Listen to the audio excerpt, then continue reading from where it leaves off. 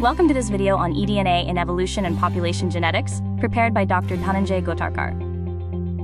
Today, we will cover the molecular basis and collection of eDNA, applying phylogeography to evolutionary histories, and analyzing population structure. We will also distinguish eDNA from ancient DNA and explore conservation applications.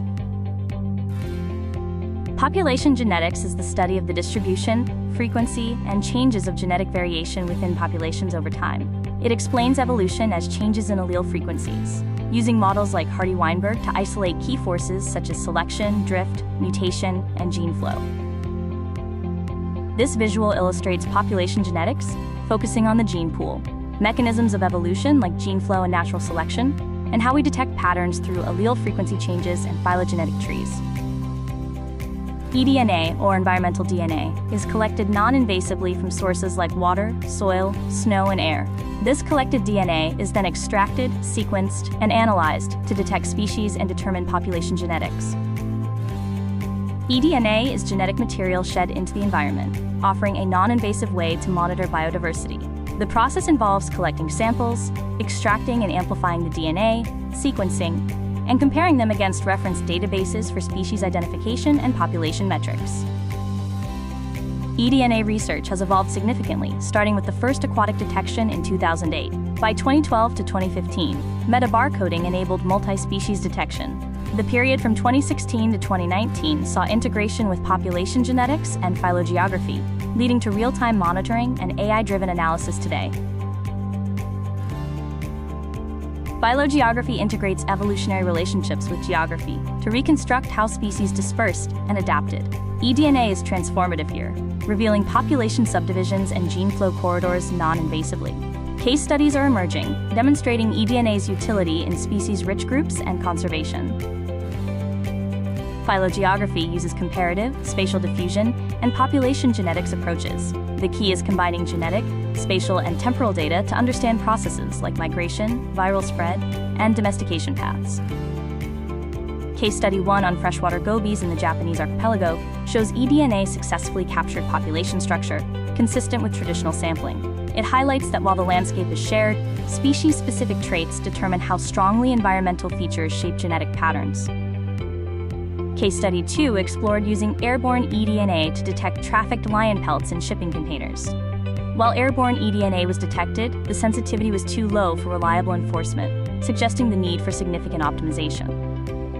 The third case study demonstrated that passive air sampling can detect eDNA transferred from water into the air, such as from spawning salmon. Natural processes like aerosolization launch DNA from the river surface into the atmosphere.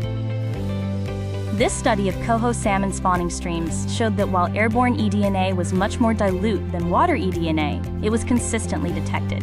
Different sampler designs yielded different results, indicating that sampler design matters for passive air eDNA collection. These graphs compare observed fish density from visual counts, eDNA concentration in water, and eDNA concentration in the air over a monitoring period. They show that all methods track similar temporal trends in fish presence. Here are images of the spawning salmon that were part of the case study on eDNA transfer from water into air, highlighting a significant biological event that releases large amounts of DNA. Let's check your knowledge.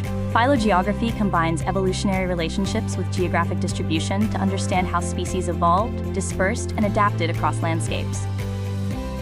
Population genetics examines genetic variation within and between populations.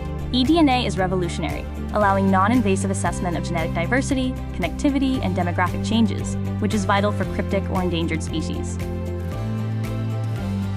An allele is a different version of a gene. For example, on chromosome 15, the OCA2 gene can have different alleles that result in various eye colors.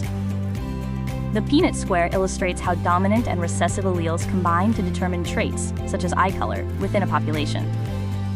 A haplotype is a set of alleles or genetic markers inherited together on one chromosome. This image shows how individual DNA sequences can be grouped into distinct haplotypes. eDNA has three key applications in population studies: quantifying genetic diversity, detecting gene flow between populations, and mapping population connectivity. These insights are essential for conservation and habitat management. In Case Study 1, eDNA successfully monitored reintroduced Arabian oryx populations, validating their breeding strategy and identifying gene flow between sites without needing to recapture animals. This demonstrates effective, non-invasive wildlife management. Case Study 2 used eDNA to assess genetic connectivity in fragmented amphibian habitats. Findings showed that riparian corridors facilitated gene flow, guiding habitat restoration efforts to prioritize corridor protection. Case Study 3 on the invasive round goby showed that eDNA accurately reflected allele frequencies and population structure. Genetic diversity decreased with geographic distance, supporting eDNA's use for tracking invasive species spread. Challenges in using eDNA include rapid degradation and risk of contamination, which require rigorous controls. Additionally, incomplete reference databases limit identification, and the lack of standardized protocols across studies complicates comparisons. Future applications of eDNA involve integrating data with ecological models for predictive management, enabling proactive measures against population declines, and tracking adaptive evolution in response to climate change. Next, we will look at ancient DNA, which plays a complementary role to eDNA in reconstructing evolutionary history. This slide is a visual break, illustrating the concept of ancient DNA. Ancient DNA, or eDNA, is extracted from ancient remains, revealing the genetics of extinct species and past population dynamics. eDNA provides the environmental context for eDNA findings, and together they reconstruct complete evolutionary narratives across time and space. One powerful case study used eDNA from cave sediments to unearth Neanderthal population history, revealing ancient genetic relationships and timelines. To work with degraded ancient DNA, enrichment of the target DNA is a critical step in the lab process. Radioactive dating is often used alongside eDNA analysis to determine the age of the remains and provide a timeline for evolutionary events. The key difference is that eDNA is contemporary and non-invasive, while eDNA requires destructive sampling of ancient remains to inform past dynamics. In summary, eDNA revolutionizes biodiversity monitoring and, when combined with phylogeography and population genetics, offers critical conservation insights. eDNA and eDNA together reconstruct complete evolutionary narratives, paving the way for advanced future applications like AI-driven global biodiversity tracking.